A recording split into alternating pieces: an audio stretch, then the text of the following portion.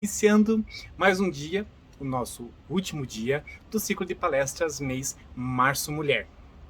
Esta é uma atividade coordenada pela Secretaria Municipal de Educação e pelo COCEL. Então, hoje vamos falar a respeito de mulher e literatura, invisibilidade e estratégias.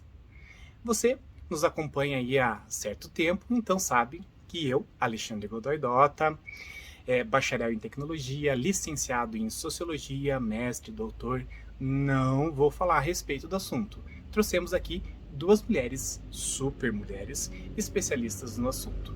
Professora doutora Desirê Salgado e professora doutora Carla Françoia. Neida Desirê Salgado é cientista, desenvolve pesquisa na área de participação da mulher na política, ao direito da mulher, tem vários grupos de estudo que estuda isso, e um famoso grupo de leitura a respeito de mulheres. Eneida é um famoso livro conhecido, Histórias Vividas por Enéas. São 12 livros de poesia escrito por Virgílio no século I a.C. Desirê é livro também, narra as histórias amorosas de Napoleão Bonaparte, aquele republicano que virou monarca e causou a euforia europeia, inclusive causando a independência do Brasil quando trouxe a família real para cá.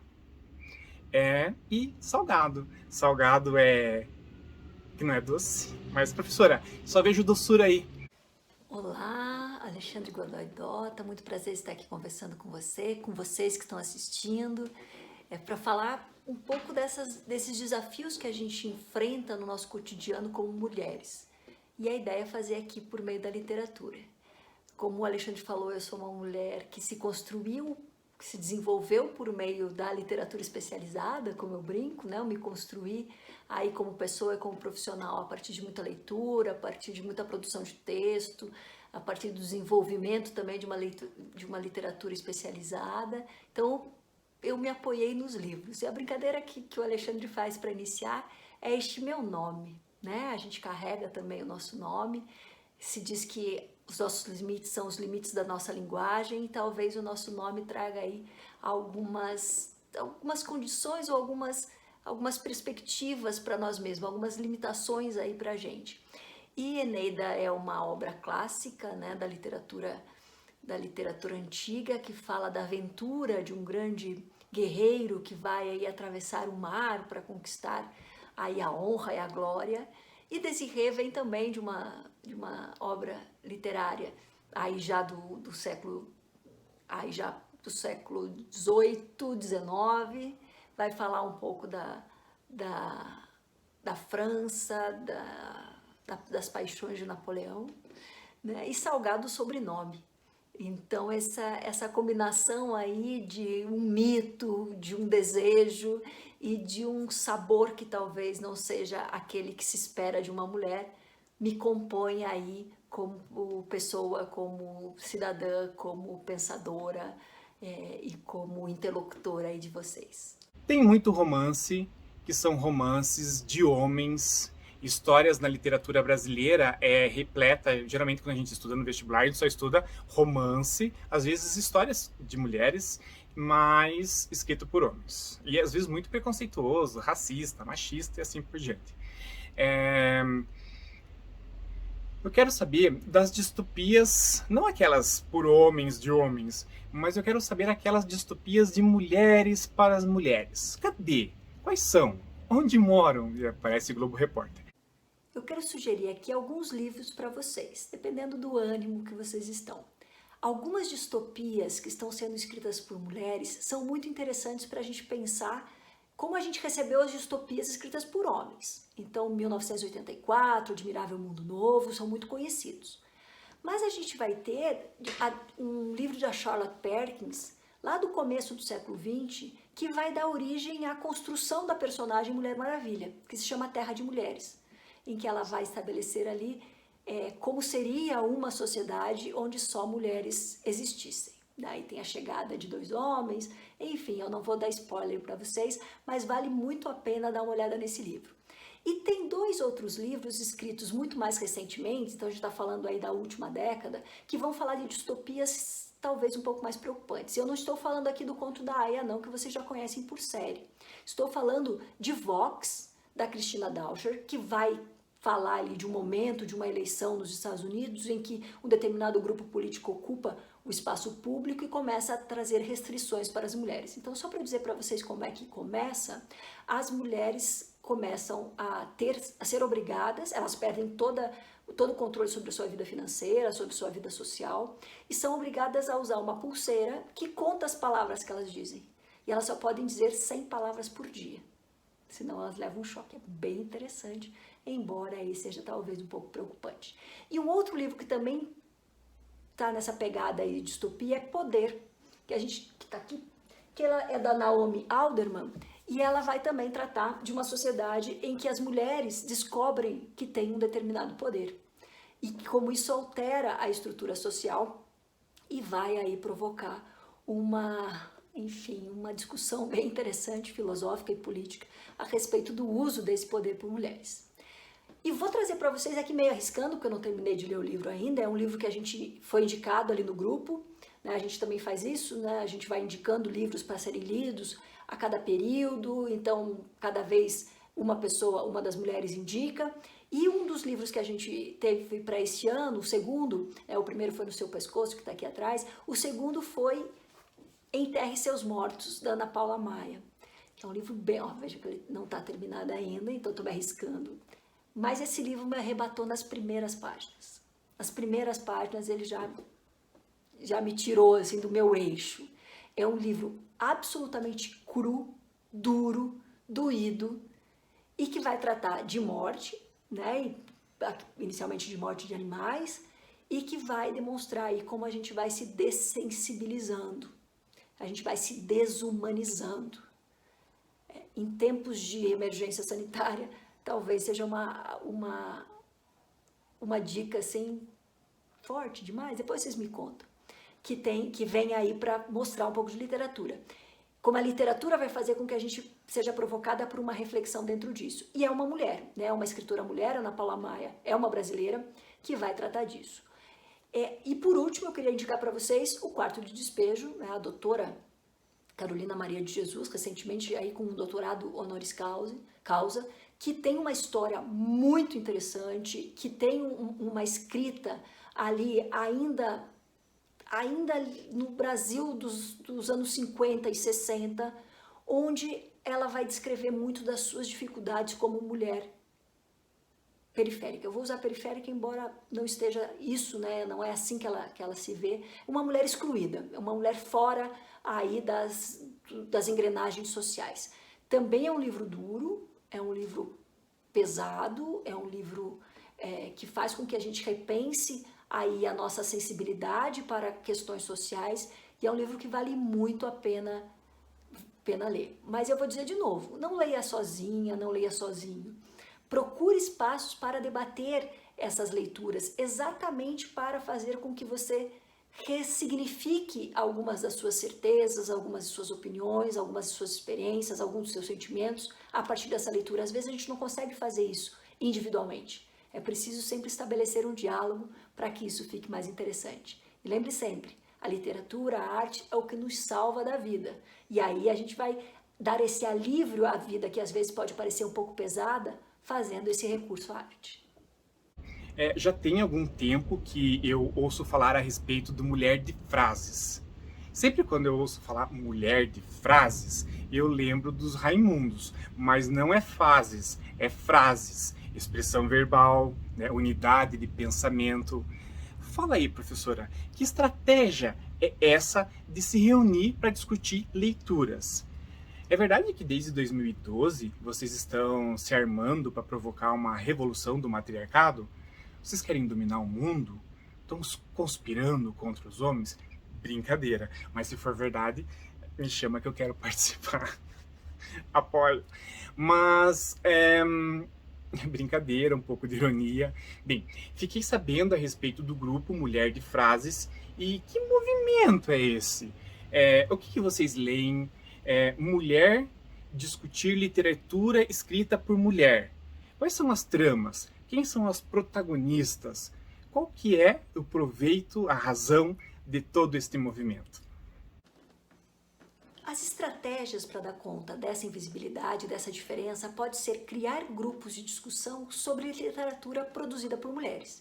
A gente tem aqui em Curitiba o famoso Mulheres de Frases. Como que ele surgiu, esse grupo? Nós descobrimos já 2 décadas atrás que os homens tinham aquele futebolzinho de sábado, lembra que a gente está falando de um momento sem pandemia, em que eles se reuniam para jogar bola, para tomar cerveja, para comer uma carne, mas também para falar da vida. E a gente que nunca foi incentivada a se agregar assim coletivamente, lembrem que as lavanderias coletivas foram proibidas no final do século XVII na Europa exatamente para não permitir que as mulheres criassem espaços de socialização com outras mulheres. A gente nunca criou a gente nunca teve este momento. E aí as mulheres de frases se reuniam nos finais de semana, né, uma vez, às vezes por semana, por mês, a cada 15 dias, a depender de como estava a nossa vida, e discutiam um livro escrito por mulheres. Então era um jeito de, ao mesmo tempo, nós darmos visibilidade para nós mesmas, da literatura feminina, dos grandes livros escritos por mulheres, mas também, por outro lado, ter um espaço para falar da vida. Então a gente ocupava, confesso a vocês que uma parte desses encontros era sobre o livro, sobre o momento em que foi escrito, sobre o impacto que gerou na sociedade a produção daquela obra e outro impacto que aquela obra, que aquela leitura ocasionou na gente. E aí, obviamente, vocês devem imaginar como isso era atravessado por um conjunto de questões pessoais. O momento que a gente estava vivendo e que às vezes que o país estava vivendo, uma questão social importante, e a gente foi encontrando espaço para a literatura de mulheres e também para falar da vida. E aí lemos coisas impressionantes. Então tem aqui uma parte, né, do que a gente leu durante esses anos, e a gente ocupava esse lugar descobrindo mulheres. Então não só as mulheres clássicas, né, não só as mulheres que todo mundo fala, que todo mundo discute, mas algumas mulheres aí que estavam inaugurando, estavam tentando a sua primeira incursão no mundo literário. Isso fez com que a gente também se tornasse, como consumidoras de literatura, por assim dizer, muito mais abertas, muito mais receptíveis a formas e meios de construir uma estrutura literária. Então, eu particularmente muito acostumada com uma literatura, eu gosto muito de uma literatura mais ali do final do século XIX, começo do século XX, em que existe uma estruturação específica. Aí eu já fui vendo que existem outras formas de demonstrar aí a maneira como se vê o mundo, como se constrói uma narrativa, como se trabalham as emoções na literatura. Essa visão de um conjunto de mulheres na literatura faz com que a gente, então, também filtre as nossas experiências por meio dessas mulheres na literatura, que eu acho que é a grande sacada da arte, por assim dizer, né? Então, a arte literária faz com que a gente compreenda as nossas questões também através dessas leituras, ou também através dessas personagens, dessas histórias, e por aí vai. E nós lemos muita coisa. Eu brinco que a gente leu 90% de coisa boa e os 10% de coisa ruim, porque também não é tudo que a gente vai encontrar que é bom, apesar da gente ter ali a mente aberta, serem mulheres também diversas, de idades diversas. Alguns a gente chegou à conclusão que de fato não era bom, mas muita coisa era muito boa. Também começamos a explorar não só a literatura produzida na América e na Europa, mas também em outros lugares, o que também provocou novos olhares, às vezes até algum incômodo. A literatura produzida do Brasil foi um destaque nesse tempo todo. E talvez seja uma estratégia interessante. Nesses tempos de pandemia, em que a gente tem tantas restrições, a arte é uma opção para nos resgatar desse sentimento de que está tudo difícil, de que a gente não tem como planejar um futuro, que a gente não tem muita perspectiva. A criação de grupos de discussão de literatura de mulheres, de preferência para dar visibilidade, pode ser um espaço para você não apenas falar de literatura, mas para você falar da vida, das suas experiências de vida, de como o impacto dessas escritoras faz com que você repense, reconstrua os seus sentimentos, a sua vivência, o que você experienciou. Talvez seja uma boa estratégia aí usar a arte, usar a literatura para vencer este momento. Lembrem das lavanderias. Eu não lembrei. Eu, de fato, aprendi. Eu não sabia disso. Muito interessante. Mulher que pensa coletivamente é um perigo. Acho que isto é a vistas dos homens, né? Aqueles do poder. Penso que deva ter receio aí por parte deles. É uma certa insegurança, talvez medo, não sei dizer. É até compreensível diante desta razão colocar a mulher, trancafiar a mulher dentro de casa. É uma visão tradicional. Não cabe à mulher o público, somente o espaço privado, casa, lar, amorosidade com a família. Já o homem encara o público, o espaço de debate, a política, o trabalho, a força, até a guerra. Né? O espaço da literatura é um espaço público, não privado. Jornais, periódicos, revistas, livros, ideias circulando, são as ideias que devem circular, são as ideias do homem. Naquela época, assim, antigamente, nem na igreja a mulher podia ir, eles construíam uma capela dentro de casa para a mulher não sair de casa, não ver mais ninguém. Que lógica é essa, né? Seria uma lógica da norma social tradicional, patriarcal? Não é que tem hoje, não é a norma vigente. Mas é engraçado, um certo conservadorismo ocorre de maneira assim difusa em todos os âmbitos. E na esfera literária isso também acontece, né? Tanto na produção quanto nas histórias, dos protagonistas das histórias. Como que isso, não sei se a professora, né? Como que isso ocorre na esfera da produção da literatura, na escrita? Por que dizem que mulher é invisível no contexto da literatura? Existe uma invisibilidade de fato da mulher? E se existe, qual seria o principal fator que teria causado a ausência do feminino na literatura? Essa leitura, essa divisão social vai se reproduzir durante talvez até o século XXI. Em tempos de pandemia, nós podemos perceber como muitas dessas questões, dessa diferença do tempo para si, do tempo para autodesenvolvimento, não é o mesmo ainda entre os gêneros. Nós temos aí muito mais tranquilidade para os homens para que façam isso do que para as mulheres. Nos atribuíram, por conta de uma diferença biológica, o papel social de cuidado, o que faz com que a gente tenha menos tempo para o nosso desenvolvimento intelectual e também para grandes abstrações. Mas isso foi muito mais marcante até o século XIX. No século XX a gente já vai começar a ver algumas mulheres que vão produzir literatura de maneira mais intensa, inclusive na área filosófica, não só na literatura de romances propriamente dito. E aí a gente vai ver também que essas mulheres começam a alcançar algum espaço. Podemos ver isso a partir de um outro prisma. Quando Virginia Woolf foi provocada a fazer um discurso, uma fala, numa universidade a respeito das mulheres na literatura, ela escreve um livro sobre isso, sobre a fala que ela vai fazer. E ela diz que ela vai procurar nas bibliotecas as mulheres que escreveram os livros e aí vai ver que demora para achar, demora para encontrar.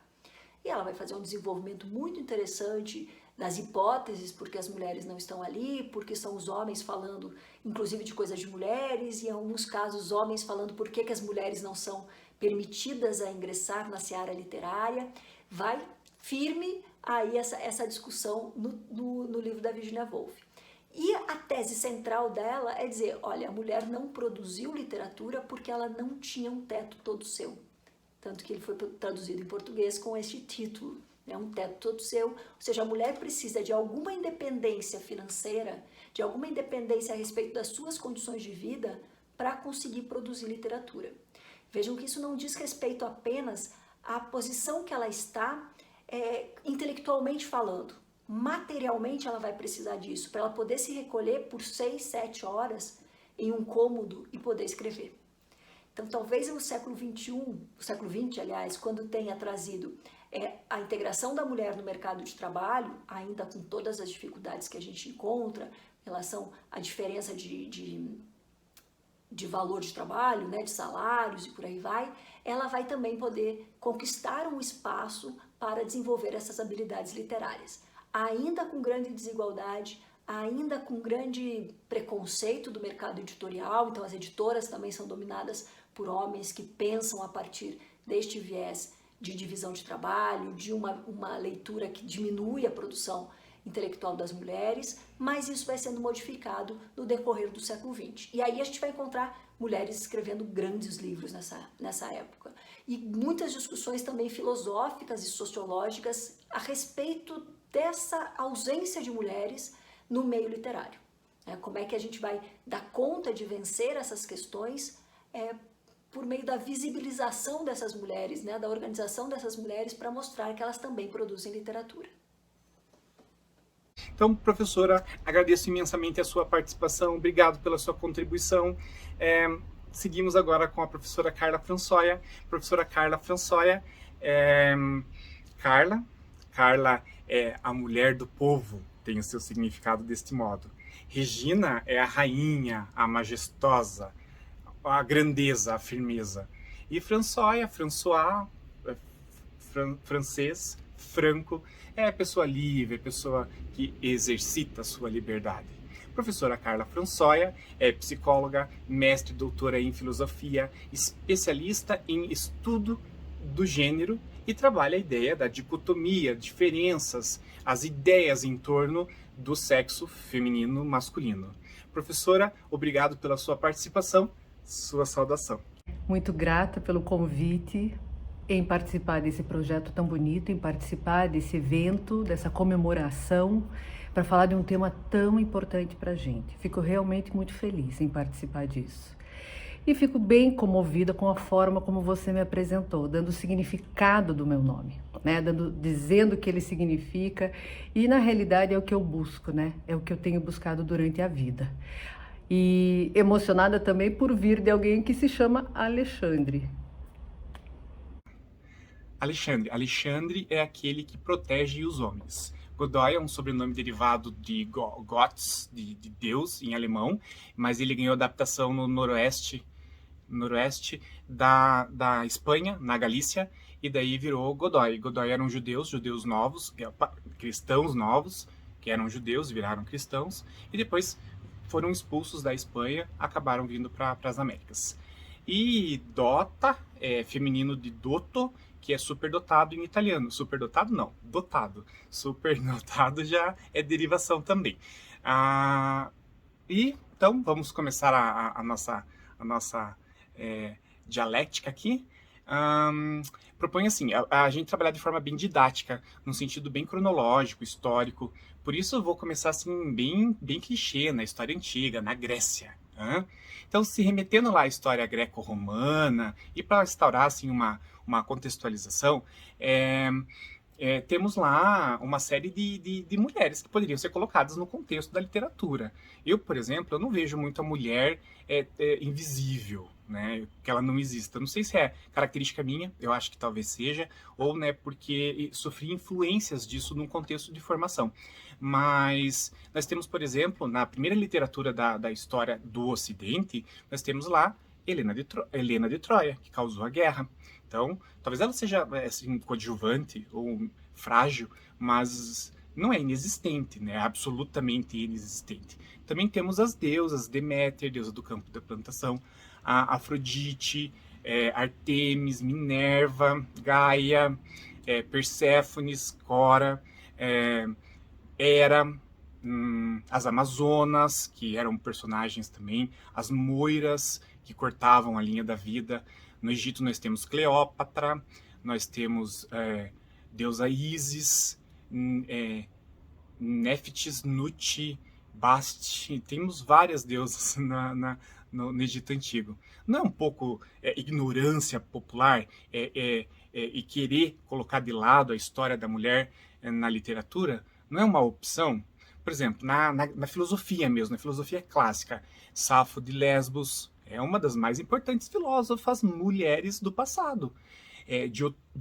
Diótima, que era a professora de Sócrates. Quando a gente fala de filosofia, a gente fala de Sócrates, Platão e Aristóteles, homens. Mas Diótima, ela é esquecida na história. Ninguém conhece Diótima. E era a professora de Sócrates, que foi professor de Platão, que foi professor de Aristóteles. Então, é nesse contexto assim que eu, né? Será que é tão invisível assim? Muito importante quando a gente volta ao processo histórico para compreender a questão do gênero, da sexualidade, lugar da mulher, lugar do homem. E nesse meu percurso, eu percebi que cada período histórico constrói um conjunto de sentidos para os comportamentos. Né? Isso é muito importante. Nesse conjunto de sentido, a gente tem que encontrar quais são os tipos de normatizações, isto é, aquilo que pode, o que não pode, o que deve ser feito, o que não deve ser feito, como se produz, portanto, a subjetividade, né? E quais são os saberes que falam dessas normatizações e dessa subjetividade. Obviamente que não é tão explícito assim, a gente tem que cavocar nesse processo histórico para encontrar esse fenômeno. Porque ao saber a normatização, a subjetividade e quais são os campos do saber que falam sobre isso, a gente vai encontrar a experiência da comunidade, desse período histórico. Aquilo que é compartilhado entre as pessoas, aquilo que é o comum entre as pessoas. Portanto, para eu encontrar a produção de subjetividade, isto é, aquilo que somos, aquilo que não somos, aquilo que podemos, aquilo que não podemos fazer, a gente precisa encontrar a experiência desse período histórico, que é o que é compartilhado entre as pessoas. Me vi estudando os gregos e as gregas. E você tem razão quando você diz, nós temos as deusas, elas estão aí nesse processo histórico, elas estão aí sendo faladas, mas a mulher comum grega, ela tinha um lugar muito diferente do homem, muito diferente das deusas. Né? Quando você vai estudar a história da mulher, você percebe que no período grego, o período grego em si, ele é dividido entre várias épocas, né? Cada época diz uma coisa, mas de um modo muito geral, para os gregos, as mulheres, elas não eram dotadas de logos. O que é o logos? Capacidade, a gente poderia dizer hoje, cognitiva, capacidade discursiva, capacidade de ter uma comunicação ou uma fala que comunique algo. Né? As mulheres falavam, obviamente, né? Mas a fala delas era uma fala sem sentido, era uma fala que não comunicava algo importante para alguém. Né? Quem era dotado dessa capacidade era o homem. Era o homem grego que ia para a praça produzir o quê? Discurso, política, que ia falar sobre o lugar do cidadão. Portanto, o homem tinha o espaço do político, ele era conhecido como biopoliticon, e a mulher ocupava o espaço da casa, do zoé, do oikos, né? Então ela era aquela que administrava a casa. Veja, há uma certa semelhança às nossas avós, às nossas bisavós. A mulher grega era aquela que administrava a casa, obviamente mulher livre, né? Que tinha um status social semelhante ao homem grego, mas ela não era dotada de logos, portanto o lugar dela dentro desta sociedade era o da economia da casa, né? Ela tinha que cuidar da economia da casa. Essa era a mulher grega livre. Ela não era dotada de logos, de capacidade comunicativa, né? Não havia uma fala que comunicasse algo, mas ela poderia cuidar da casa. E uma outra função absolutamente importante para a mulher grega era produzir cidadão, isto é, filhos gregos legítimos. Isso era muito importante. Né? Então, o homem casava com a mulher grega, né? E o casamento representava isso. Ele representava que aquela mulher era escolhida para ser a mãe de um cidadão grego.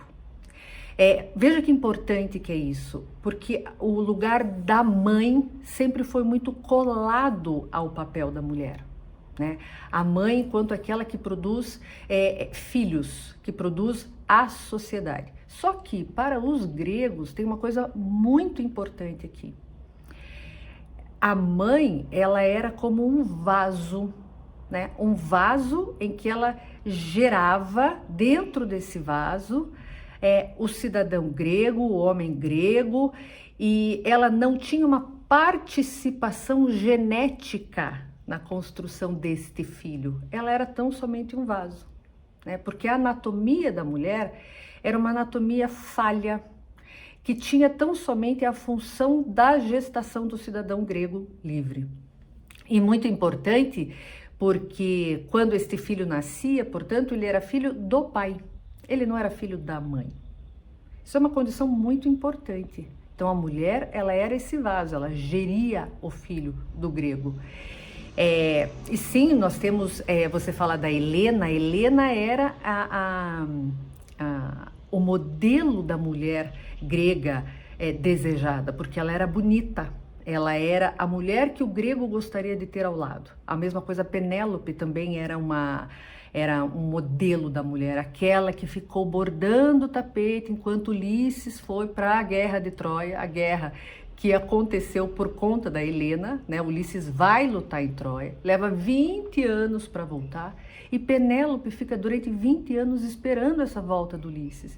Então era o modelo da esposa fiel e perfeita a este grego, a esse guerreiro. Então essas duas eram representações bem importantes do que era a mulher grega, né? Como deveria ser a mulher grega. Você fala da Safo. A Safo, ela era uma filósofa muito importante, mas que ela foi escondida pela história. Ela foi escondida porque ela era a personagem que desmentia toda essa produção cultural da época da mulher grega. Então, ela foi conhecida durante muitos anos como poeta, como se isso fosse um grau menor, né, da mulher filósofa. Ela era conhecida como poeta, e ela realmente foi uma grande filósofa. E nós temos acesso tão somente a 10% do material que ela produziu, infelizmente. Né? Mas Safo foi super importante, vivia na ilha de Lesbos, entre outras mulheres, e lá havia uma coisa que não acontecia nas outras cidades-estados, que era a educação da mulher. Né? Então, ali existe um acontecimento que ele era único e isolado. A mulher espartana também era bem reconhecida, mas não havia uma igualdade nem de direitos e nem de reconhecimento. Então, quando a gente chega nos gregos, a gente chega em que lugar? A gente chega no conhecimento de uma mulher que não tem uma fala que comunique algo, né, mas que tem uma função dentro desse estado, que é o de gerir cidadãos livres, gregos, né? E não há participação genética dessa mulher, neste filho, né? O que há é uma mulher que é escolhida por um homem para gerir os filhos dele. Então, em linhas bem gerais, assim, a gente pode começar a pensar nessa experiência grega, né, como sendo o lugar em que a mulher ela há uma ação mesmo, né, em tirá-la da sociedade, porque a sociedade, o público pertence ao homem, deixá-la dentro do oikos, e dentro do próprio oikos, que é a casa, havia um espaço destinado a ela, que é o gineceu. Né? Então, dentro da própria casa, não são todos os espaços que ela ocupa. E isso é muito importante, fala muito da mulher. Começa a haver uma mudança, né, no processo, quando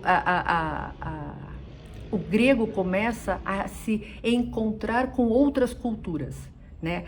Há quando os bárbaros chegam na Grécia, quando os romanos chegam na Grécia, ali começa a haver uma mudança de cultura neste pensamento. A mulher passa a ocupar um outro lugar, o casamento passa a ter uma outra importância. Enquanto para o homem grego, né, a sexualidade era algo liberado, não liberado que ele pudesse fazer qualquer coisa, não é isso, mas o casamento era para a procriação, né? Quando se aproxima esse encontro com outras culturas, o casamento passa a ter um outro estatuto. É exigido a este homem grego que ele passe a fazer par com a mulher grega. né? Que o casamento seja algo que ali forme um casal. Aí a ideia de casal começa a ser muito forte, muito importante, e a gente começa a ver então a entrada de uma coisa que vai ser fundamental na instauração desse casal, que é o cristianismo. Agora passamos assim para o período medieval, e quando eu penso em mulher no período medieval, eu lembro do Tribunal do Santo Ofício da Inquisição, mulheres sendo queimadas como bruxas. Penso no tanto então que a mulher sofreu nesse período, realmente ela foi a parte que mais foi condenada. Às vezes elas eram condenadas simplesmente por ser mulher, por conta da beleza. Mulher que era muito bonita, muito sedutora, enfeitiçava os homens. E, portanto, ela era bruxa. Mulher muito inteligente, por exemplo, aquelas que curavam os enfermos, pressupunham que ela era uma feiticeira, que ela tinha enfeitiçado e tirado o feitiço, por isso que a pessoa pode se recuperar. Mas também percebo que existem grandes personagens no período medieval por conta da religiosidade, mas na Bíblia mesmo nós temos Maria, mãe de Jesus, Maria Madalena, nós temos nos livros sagrados, nas escrituras, Ruth, Raquel, Judite. Nós temos algumas mulheres que são bem simbólicas no período. Não seria mesmo assim uma opção por ignorar a mulher na história, por compreender que o masculino seja o mais importante, o sábio, o inteligente, né, o que tem a razão? Gosto muito quando me perguntam sobre a caça às bruxas, porque foi um período muito complicado para a posição da mulher no mundo. E eu eu estudei profundamente esse período porque ele me chamou muito a atenção. O que fez, né, com que as pessoas queimassem mulheres como bruxa. E foi um genocídio, foi conhecido como um genocídio feminino. E nós temos essa impressão de que o período medieval para as mulheres foi um período muito ruim. E isso não é tão verdade assim, né? Até porque a caça às bruxas, ela não acontece no período medieval. Ela começa bem no finalzinho do período medieval e ela se dá muito fortemente no Renascimento. Então tem uma coisa muito importante aqui, porque no período medieval, a gente considera o período medieval o início dele como o início do cristianismo, né? Então houve uma ideia do casal, homem e mulher, eles se juntam, eles vão construir família e eles vão trabalhar a terra, né? E é o período em que há uma teocracia que ordena as relações e esse casal se junta então e vai cuidar da terra. Ambos têm um lugar na sociedade que é muito parecido. Ambos trabalham na terra, né? Ambos têm o poder sobre a sua subsistência e isso se dá durante um longo período do medievo. Não dá para dizer que ele foi todo igual e que em todos os lugares eram assim, porque não, sempre há a diferença anatômica, sempre foi a base para a diferença dos papéis sociais, dos papéis de gênero, né? Mas no medievo havia algo muito comum entre esse casal, entre este par. Acontece que quando há uma desapropriação das terras dos colonos, do campesinato, né? Os camponeses perdem o direito de trabalhar na terra, o que acontece? Há uma mercantilização da terra, começa a existir uma coisa chamada emprego e salário. Olha que interessante isso, né? Então a gente precisa trabalhar, eu já não tiro mais a subsistência da terra para mim e para a minha família, né? Agora eu preciso trabalhar na terra de alguém e receber o salário. E ao receber salário, então eu vou comprar as coisas para minha subsistência. Isso no medievo não era assim, isso começa com o final do medievo e o começo do Renascimento. Então daí as mulheres mais uma vez são colocadas para dentro de casa, né? Elas são colocadas dentro de casa, os homens é que vão trabalhar fora, eles é que vão receber salário e eles é que passam a ser responsáveis então para trazer o dinheiro para dentro de casa. E as mulheres são responsáveis pelo quê? Pela criação dos filhos e o cuidado da casa. E esse trabalho, o trabalho com a casa, ele passa a ser um trabalho não remunerado, né? Nós temos uma autora contemporânea chamada Silvia Federici, que lança um livro e nos conta exatamente como foi essa caça às bruxas.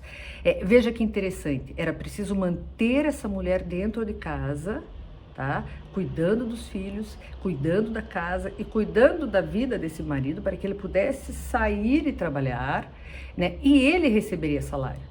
E o trabalho doméstico passa a ser um trabalho incorporado ao trabalho do marido. Né? Ele não tem o rendimento dele, o custo dele não existe. Existe o que? Acoplado ao marido. Então passa a ser um trabalho sem valor monetário. É um trabalho secundarizado. E isso é muito importante porque uma das formas de manter essa mulher em casa, coisa que elas não queriam, né? Elas queriam ter também a possibilidade de trabalhar, de ter essa vida mais livre, assim como o homem, era esse terror que foi toda mulher que escapasse a esse comportamento que era descrito como o comportamento feminino, como o comportamento de uma mulher, era considerada uma bruxa. Então, a mulher considerada bruxa, ela passava por um tribunal construído por homens, um tribunal em que a Igreja Católica participou, né? Mas não só a Igreja Católica, a gente costuma achar que foi somente a Santa Inquisição que queimou as mulheres, mas não. Ela participou junto com a construção do social, com o jurídico e com a política de uma época, e esses julgamentos condenavam essas mulheres que eram indisciplinadas, né? As mulheres tinham conhecimento das ervas medicinais, elas tinham conhecimento da medicina da época, e isso foi tirado delas, porque foi tirado delas a possibilidade de ter qualquer outro tipo de conhecimento que não fosse o da mãe e da esposa.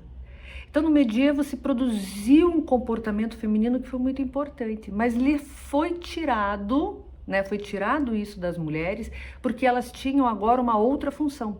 De novo, a função de dentro de casa, a função da esposa, a função da mãe. Veja que coisa importante. No século XIV, nós tínhamos Cristina de Pizan. Cristina de Pizan foi uma mulher, uma escritora, uma filósofa. Ela viveu da arte dela, ela viveu da escrita dela, e ela era final do medievo, né? Então ali a figura dela nos mostra uma mulher que vivia da sua escrita, vivia daquilo que ela falava, era uma mulher que teve condições de criar seus filhos e de se manter através do seu próprio trabalho. Isso depois foi tirado de todas as mulheres, né? E isso, obviamente, essa história ela acontece na Europa renascentista, começo da modernidade. As caças às bruxas duram um tempo bem longo, assim, e foi conhecido como um grande genocídio feminino, né? Que instaurou uma mentalidade que ela perdurou e perdura até hoje, porque essa caça às bruxas, ela hoje se faz de uma forma diferente, mas ela ainda continua como uma subjetividade de que mulheres têm um determinado lugar para ocupar e não outros. Então, trazendo do período medieval, do período moderno para o período contemporâneo, fazendo um grande recorte do moderno ao contemporâneo, penso que a mulher passa a ser protagonista a partir do período moderno. Eu lembro do quadro da Revolução Francesa, que foi pintado no século XIX, mas se remete ao século XVIII, 1789. Vocês vão lembrar, o quadro da mulher que, durante a Revolução, no meio da guerra, ela está mandando o povo atacar. Ela tem o busto à mostra com a bandeira francesa na mão. Então, ela é um quadro muito famoso e, assim, um tanto bem para frente do seu tempo. Penso que, hoje em dia, se alguma mulher, por exemplo, sair na praia sem avisar, sem ser permitido fazer um topless, poderá prestar conta na delegacia por conta disso. Então, é uma coisa muito ainda conservadora, a visão geral da maioria. Então nós estamos no século XX, voltamos a ter um certo retrocesso. Será que a gente vive um retrocesso? Nós tivemos um avanço e agora estamos vivendo um retrocesso? E também, quais são as escritoras, as principais escritoras aí do século XX? Nós temos Cora Coralina, nós temos Clarice Lispector, Simone de Beauvoir, que é a francesa que diz que a mulher não nasce mulher, né? O mundo faz dela mulher. É isso.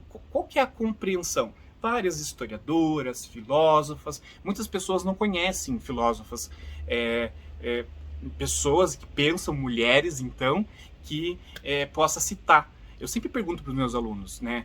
Lembre-se das filósofas mulheres, tentando dar protagonismo a isso. Eu sempre lembro de Marlene Chauí, que é uma das mais didáticas aí que a gente utiliza muito na educação. Como se constrói essa consciência no século XX? Como que o feminino passa a ser socialmente construído? Qual que é esta ideia? Contemporaneamente, como está a condição da mulher, né? Hoje, a gente está numa condição muito melhor do que muitas outras épocas.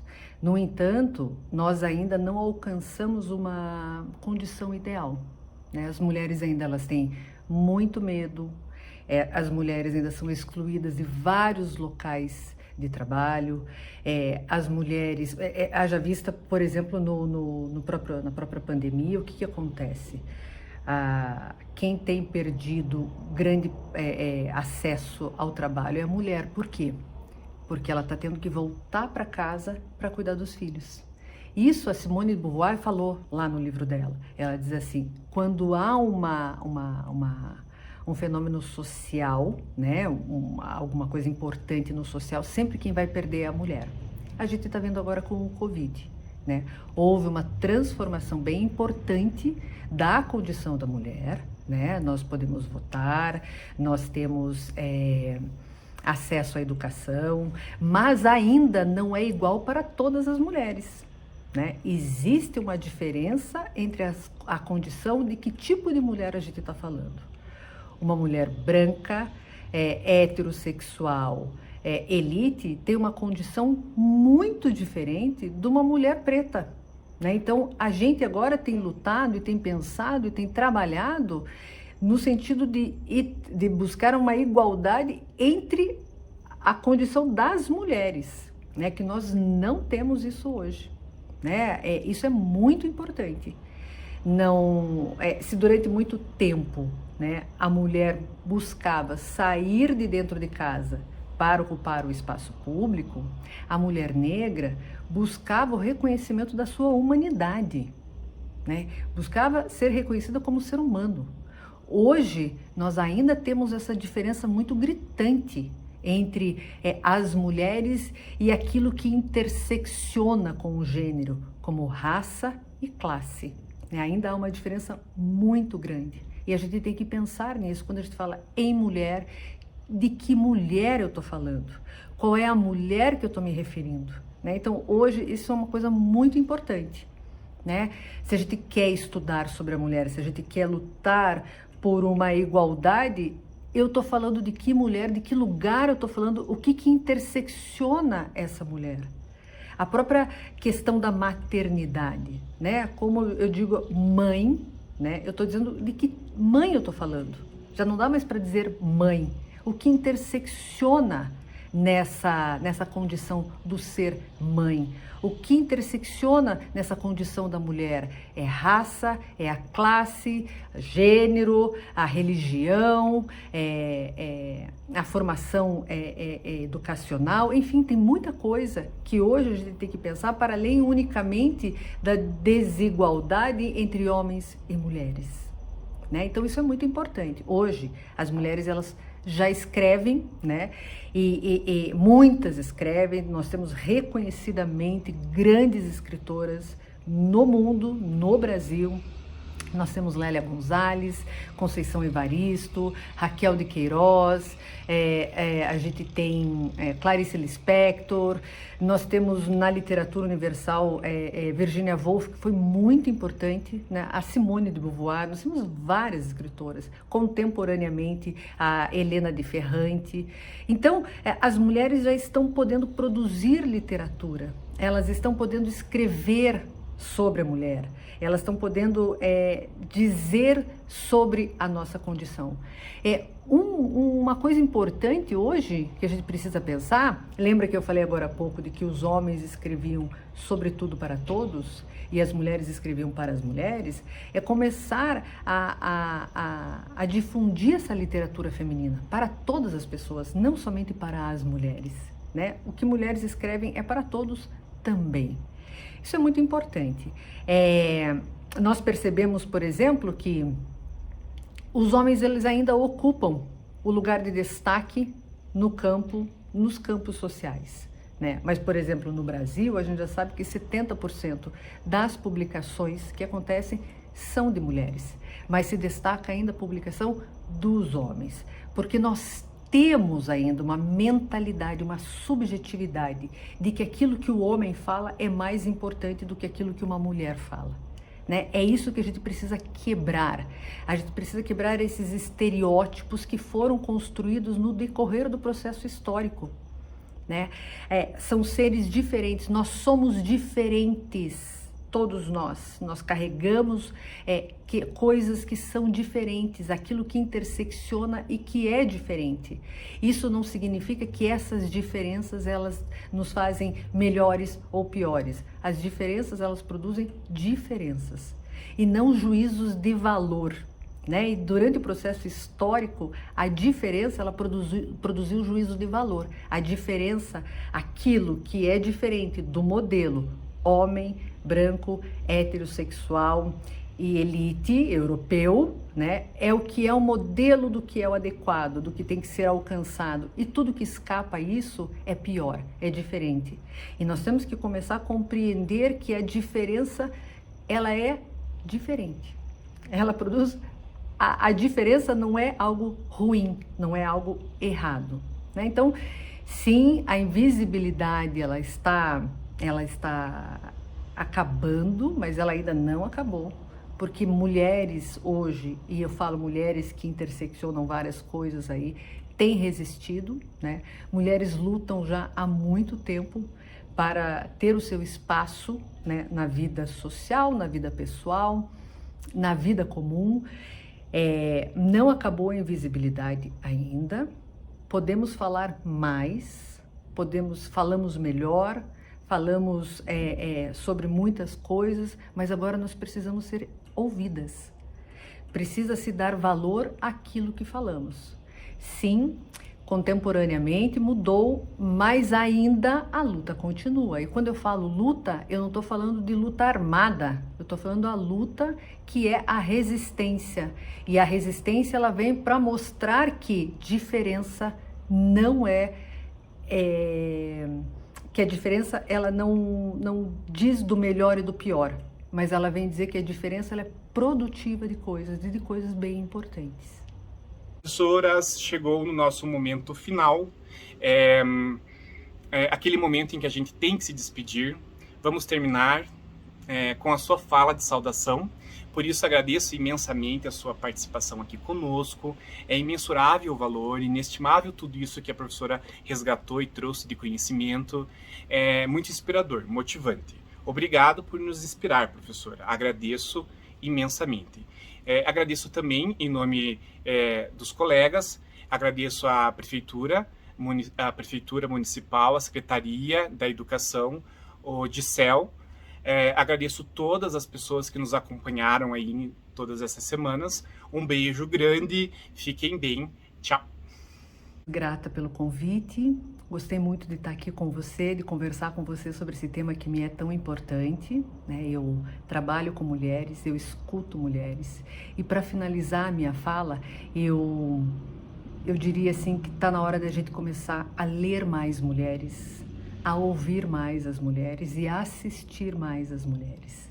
Elas também têm coisas para nos dizer que são bem importantes, né? E que a diferença ela não tem que nos excluir, mas elas têm que nos incluir. E a coexistência das diferenças é que produz a riqueza daquilo que é o ser humano.